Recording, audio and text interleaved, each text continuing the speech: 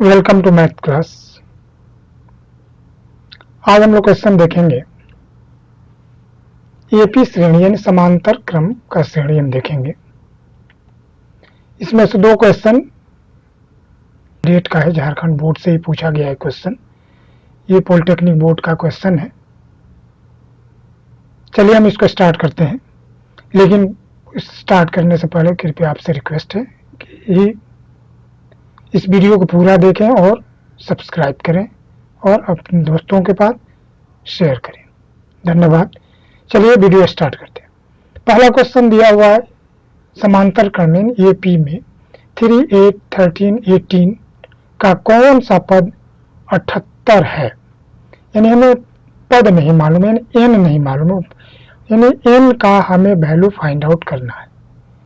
तो हम कैसे फाइंड आउट करेंगे, चलिए हम क्वेश्चन को आगे बढ़ा रहे हैं। पहले हम देखेंगे दिए गए प्रश्न में ए बराबर दिया हुआ है, यानी ए माने प्रारंभिक पहला जो पद होता है ये है 3, डी जो है डी माने विचलन होता है, दोनों के बीच के दूरी, दो क्रमागत संख्याओं के बीच की जो दूरी है वह डी होता है। तो डी बराबर देखिए 8 - 3 यानी 5, या आप 13 - 8 भी कर सकते हैं तो भी 5 आएगा, या 18 - 13 भी करेंगे तो भी 5 है। यानी कि इसी दो क्रमागत से आप घटा दीजिए, वो आपका हो जाता है विचलन। नेक्स्ट हम चले आगे, इसमें क्या कर रहे हैं, टी एन का मतलब क्या कि हमें एनवा पद कितना है।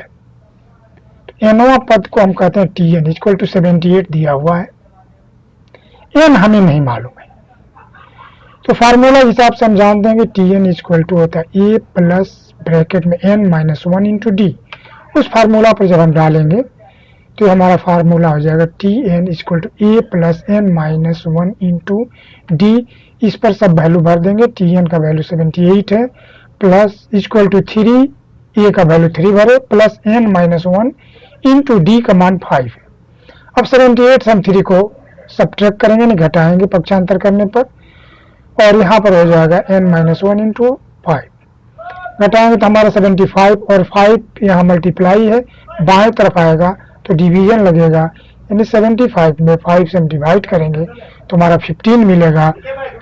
अब n -1 जो है ना, उसमें -n1 जो है उसको हम पक्षांतर करके लाएंगे बाएं तरफ तो +1 हो जाएगा, यानी 15 + 1 हो जाएगा। यानी हमारा क्वेश्चन का आंसर जो होगा n इक्वल टू 16 होगा। यानी देखिए डी नंबर इसमें सही है। दूसरा क्वेश्चन हम देखें,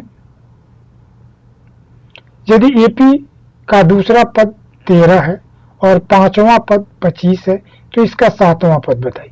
देखिए इसमें बहुत कुछ नहीं दिया है, पहला पद नहीं दिया है, विचलन भी नहीं दिया है, एन मालूम है, पांचवा पद एन भी मालूम है और टी एन भी मालूम है, सातवां पद पूछ रहा है, ये बाद में हम निकालेंगे। तो पहले हमारे क्वेश्चन में 13, पांचवा पद और 25 ये तीनों हम इस यूज करेंगे। तो चलिए माना कि पहला पद हम ये मान लें, और माना कि पहला पद ए है और विचलन डी है। तो दूसरा पद दिया हुआ देखिए कितना 13, तो पहला पद ए है और दूसरा पद 13 है, तो विचलन का मतलब क्या होता है, दूसरा पद माइनस पहला पद, यानी डी इक्वल टू हो जाएगा 13 - ए। ओके, अब आगे बढ़िए, ए भी हमें मालूम हो गया, डी भी मालूम हो गया, टी एन हो गया 25 और एन माने हो गया पांचवा पद, यानी एन इक्वल टू 5। यानी फिर फार्मूला उसी पर जाएंगे, T n equal to A plus bracket में n -1 इंटू डी भरिए, टी एन के जगह पर 25, ए के जगह पर आप ए डाल दीजिए, एन का वैल्यू 5 है और डी के जगह पर आप भरेंगे 13 - ए। समीकरण हमारा इस तरह से आएगा 25 equal to A plus 5 - 1 into 13 - A. अब हम क्या करेंगे, 5 में से 1 सब्ट्रैक्ट करेंगे तो 4 हमें मिल जाएगा। और यहाँ आगे बढ़ के देखें थोड़ा, हम 4 में हम क्या करेंगे, 13 में भी मल्टीप्लाई होगा और 4 से ए में भी मल्टीप्लाई होगा। तो हमारे पास कितना हो जाएगा, ए प्लस 13 में 4 से 52 माइनस 4 से ए में -4a।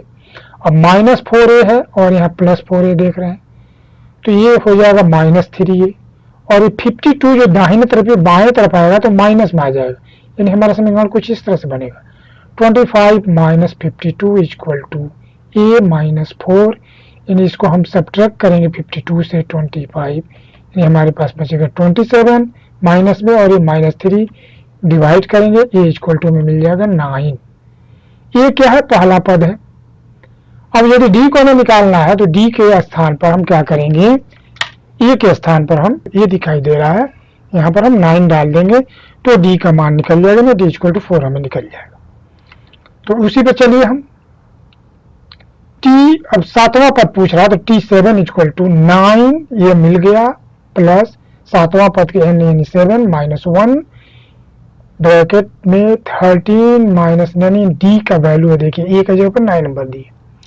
अब हम क्या करेंगे, 7 में से 1 सब्ट्रैक्ट करें 6 और 13 में से 9 सब्ट्रैक्ट करें 4, यानी हमारा हो जाएगा t7 equal to 9 plus 6 into 4, 6 into 4 ही करेंगे तो 24 होगा, और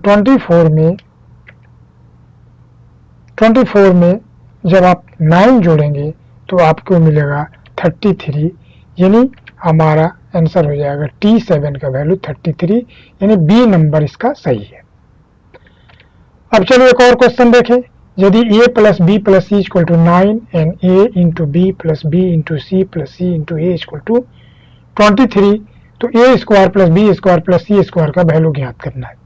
ये क्वेश्चन आसान है, पहले हम देख लें शुरू में जो दिया हुआ है ये लाइन पर ध्यान दें, a plus B plus C equal to 9, इसी को हम पहले लेंगे, a plus B plus C equal to 9। अब हम दोनों पक्षों को वर्क कर दें बिना लेट किए, दोनों पक्षों को जैसे ही आप वर्क करेंगे, यहाँ थोड़ा देखिए आप 9 पर यहाँ वर्ग होगा, ये गलती से यहाँ लिखा गया है, दोनों पक्षों को जब आप वर्ग करेंगे तो हमारा हो जाएगा a plus B plus C का होल स्क्वायर का फॉर्मूला होता है a square plus B square plus C square plus 2 को ब्रैकेट में A B plus B C plus C, और 9 का वर्ग करेंगे तो आप 81 मिल जाएगा। अब देखिए ध्यान से, हमें फाइंड आउट किसका करना है, A square plus B square plus C square का वैल्यू पूछ रहा है। इसको हम रोक लेंगे, पक्षांतर कीजिए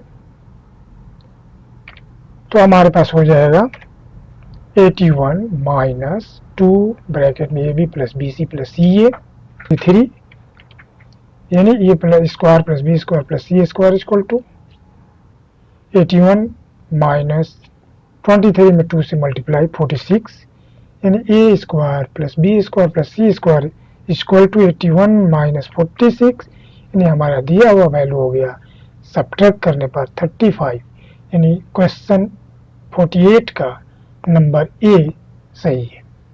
धन्यवाद। यदि वीडियो आपको अच्छी लगी तो कृपया लाइक एवं शेयर करें और सब्सक्राइब करें।